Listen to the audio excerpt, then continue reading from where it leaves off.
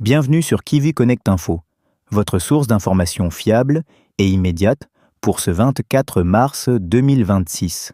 Aujourd'hui, nous couvrons un événement majeur dans la région des Grands Lacs, dans la vallée de la Ruzizi, où des combats intenses opposent les forces nationales et certains membres du groupe armé M23.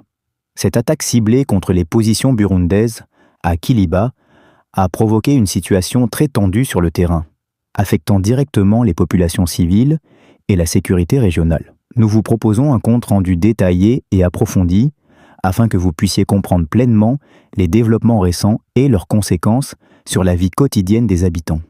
Ce matin, des affrontements extrêmement violents ont éclaté dans la vallée de la Ruzizi et les forces du M23 ont lancé des attaques coordonnées contre les positions burundaises à Kiliba. Les habitants ont immédiatement ressenti la gravité de la situation en entendant le fracas des tirs de mitrailleuses et des armes lourdes.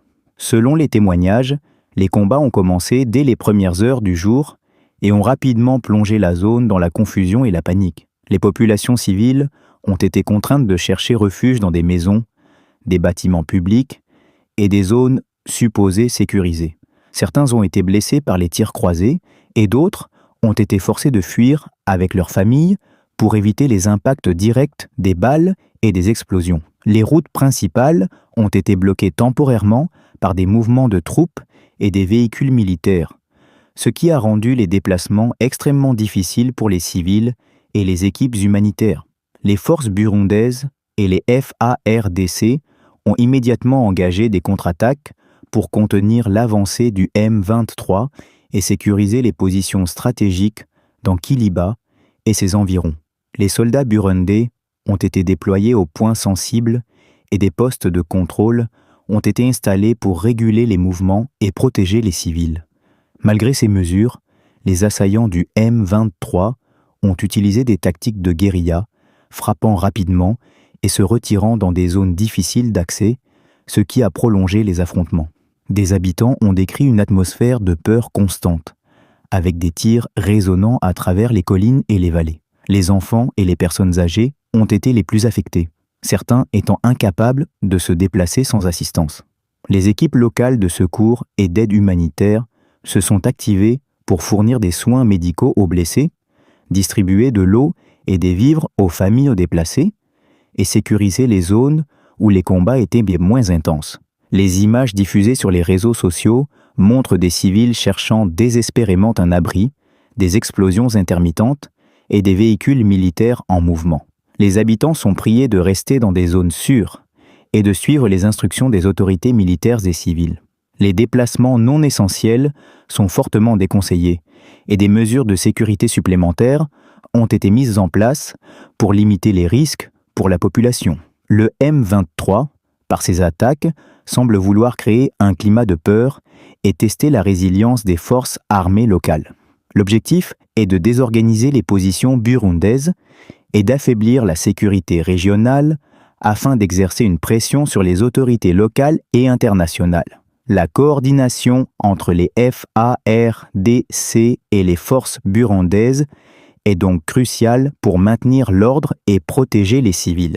Des sources locales rapportent que les combats se concentrent sur plusieurs fronts, y compris des zones proches des infrastructures clés telles que les routes principales et les installations de communication. Cette stratégie du M23 rend la réponse militaire encore plus complexe, nécessitant des ajustements constants et une vigilance maximale. Les populations vivent dans un stress permanent, craignant pour leur sécurité et celle de leurs proches. Par ailleurs, les autorités locales ont mis en place des centres d'accueil pour les déplacés internes, où des familles entières trouvent un abri temporaire, de la nourriture et un soutien psychologique. Les équipes médicales travaillent sans relâche pour traiter les blessés, souvent dans des conditions difficiles en raison de la proximité des combats.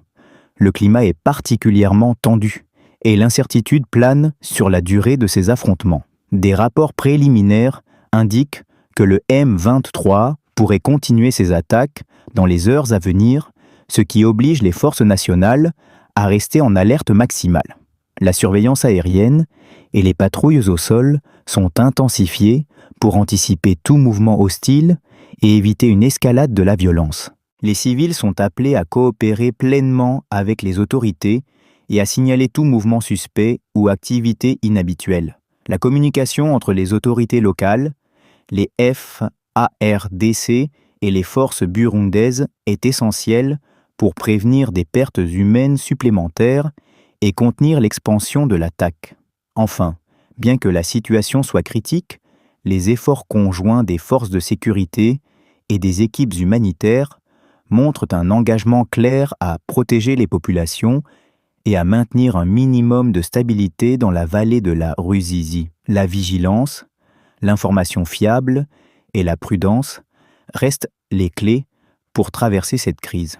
En ce 24 mars 2026, la vallée de la Ruzizi est le théâtre de combats intenses qui témoignent de la volonté du M23 de perturber la paix et la sécurité dans la région. Kivu Connect Info encourage les habitants à rester informés, à respecter les consignes de sécurité et à éviter les zones de conflit.